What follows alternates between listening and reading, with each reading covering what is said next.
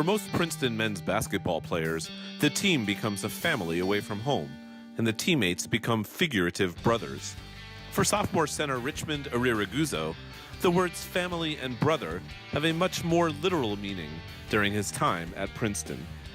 I went to Princeton because it was the best option on the table, honestly. It didn't get much better than Princeton. 15 minutes away, great school, great coach that I really trust and like. So for me, it was a no-brainer. So yeah, I mean, I don't know about Rich, but for me, it was pretty easy. But we had a cousin that had gone to Yale. We had a cousin that had gone to Harvard. This one kind of spread us out. This was populate the Ivy League. But he got to Princeton because I was interested in Princeton. That's how it started. I started the journey. I moved to Italy. Then stayed there for a while. After about 6 years, I went back to Nigeria, then married my wife. My mother-in-law happens to be a citizen of America. So in 1990, after our church wedding in Italy, she filed for us to come to the States. And it matured after 10 years. So in 2010, we got our visa. Yeah, I think the part he omitted is that in those 15 years, 4 kids were born. He omitted that part. so I thought maybe the academic rigor would be a little too much for me. But my mom, she's the best passer in the Ivy League, my mom. I'm telling you right now. She talked to Brett, and while it was unofficial, she was talking about me to Brett. And poor Brett has nothing to do with me. He coaches basketball, I ran track. It's completely unrelated, but I got an email from him. And it's contact this and this person. And then I ended up contacting Coach Vigilante, which is my coach right now, and probably my best decision. So Brett, if you're watching this, thank you. So yes, some of this was part of his. But they are really, really so close, and they were just the two of them for about 4 years before their siblings came up. So they had this bond that is, they do go at each other all the time. When we came over here, he was always the better basketball player until we got to high school. Went to different high schools. He decided that track was better for him because he started track the last few years in Italy. Once we got to middle school, he really liked it. I just thought basketball was the better choice for me.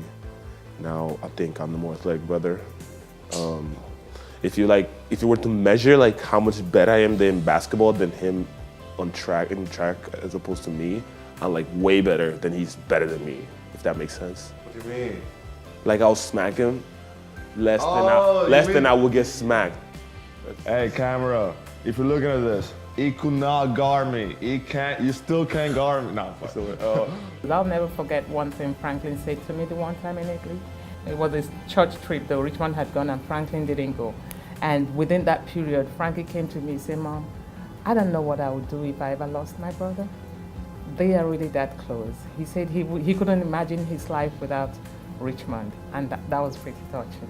Imagine this man in his late 20s, coming from Nigeria to Italy, not knowing the language, learning that, not working menial jobs, and that teaches you humble yourself, yes, there's different paths to being great, and when he came here and he became our nurse, just to see his work ethic is crazy.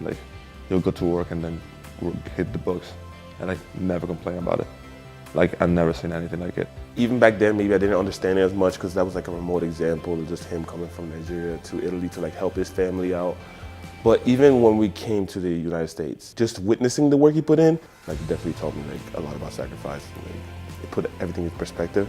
Even my mom, she's doing her master's right now while working, and she has a 3.8, and I was how do you have a 3.8?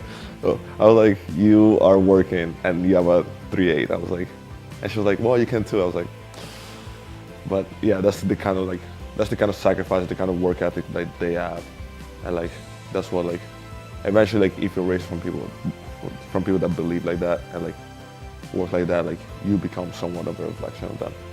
For Richmond and the rest of his Princeton basketball brothers, the task in front of them is clear. 11 Ivy League games in 29 days, hopefully ending with the return of the family to the Palestra in March and a shot at a second straight NCAA tournament appearance.